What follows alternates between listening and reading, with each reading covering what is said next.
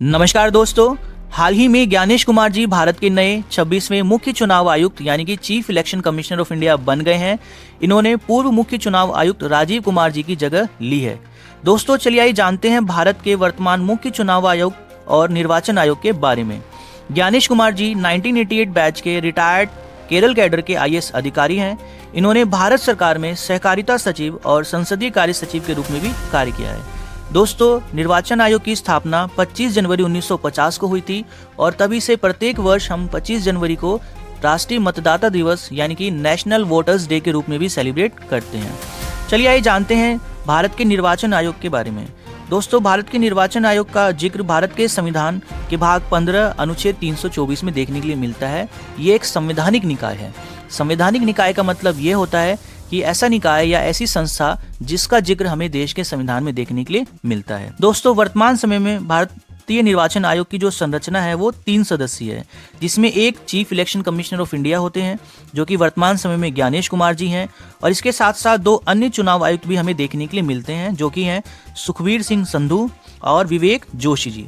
दोस्तों चुनाव आयोग की संरचना में हमें समय समय पर बदलाव भी देखने के लिए मिला है। जब संविधान लागू हुआ था तो ये 1 सदस्यीय आयोग था।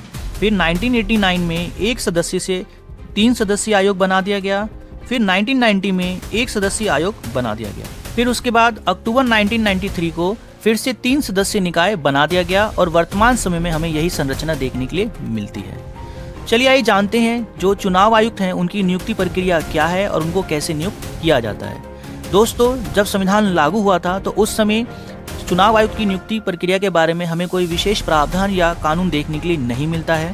चुनाव आयुक्त की जो नियुक्ति है वो पूरी तरह से सरकार के हाथ में थी, लेकिन 2023 में सुप्रीम कोर्ट ने एक बहुत ही महत्वपूर्ण फैसला दिया। सुप्रीम कोर्ट ने कहा कि चुनाव आयुक्त की नियुक्ति के लिए एक उच्च स्तरीय समिति बनाई जाए जिसमें 3 सदस्य शामिल होंगे जो कि हैं देश के प्रधानमंत्री, दूसरे लोकसभा में विपक्ष के नेता या सबसे बड़ी विपक्षी राजनीतिक दल के नेता, इसके साथ साथ तीसरे सदस्य होंगे सीजीआई यानी कि chief justice of supreme court. लेकिन दोस्तों मोदी सरकार ने चुनाव आयुक्त नियुक्ति विधेयक 2023 संसद में लाकर सुप्रीम कोर्ट के दिए गए इस फैसले को पलट दिया, जिसके अनुसार अब चुनाव आयुक्त की नियुक्ति प्रक्रिया में 3 लोग शामिल होंगे।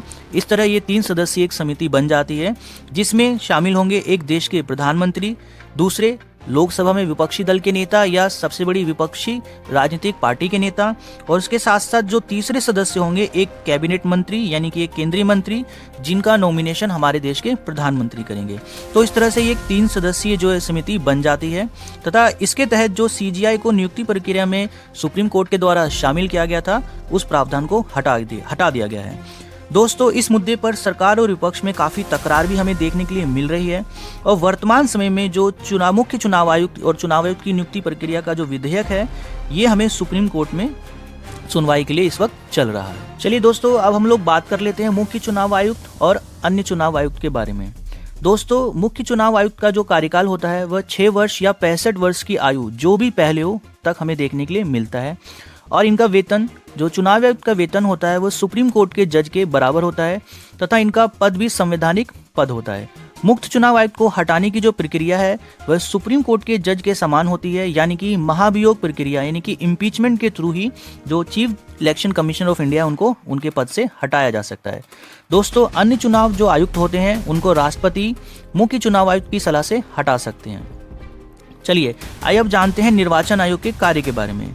दोस्तों जो इलेक्शन कमीशन ऑफ इंडिया है इसका कार्य है लोकसभा राज्यसभा के जो इलेक्शंस होते हैं इसको कंडक्ट कराना, साथ ही साथ जो अलग अलग स्टेट्स में हमें लेजिस्लेटिव असेंबली के इलेक्शंस देखने के लिए मिलते हैं उसको भी कंडक्ट कराता है।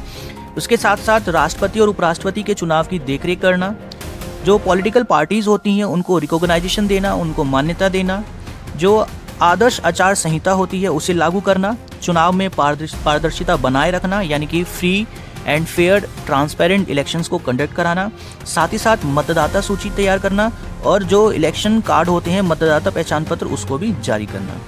चलिए आइए दोस्तों जानते हैं इलेक्शन कमीशन ऑफ इंडिया की स्वतंत्रता और शक्ति यानी कि इनकी इंडिपेंडेंस और पावर्स के बारे में।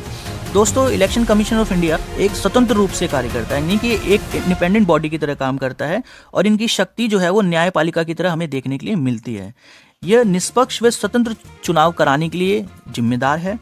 अगर कोई दल या उम्मीदवार या फिर कोई भी राजनीतिक पार्टी चुनाव नियमों का उल्लंघन करती है तो आयोग आवश्यक कार्रवाई कर सकता है।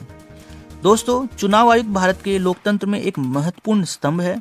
यह निष्पक्ष चुनाव सुनिश्चित करने और देश की लोकतांत्रिक प्रक्रिया को मजबूत बनाने में अपनी महत्वपूर्ण भूमिका निभाता है। तो दोस्तों, अगर आपको मेरी वीडियो पसंद आई हो तो इस वीडियो को लाइक करना, मेरे चैनल को सब्सक्राइब करना और अपने दोस्तों के साथ शेयर करना। मिलते हैं नेक्स्ट वीडियो में किसी और दूसरे टॉपिक के साथ। तब तक के लिए धन्यवाद। जय हिंद।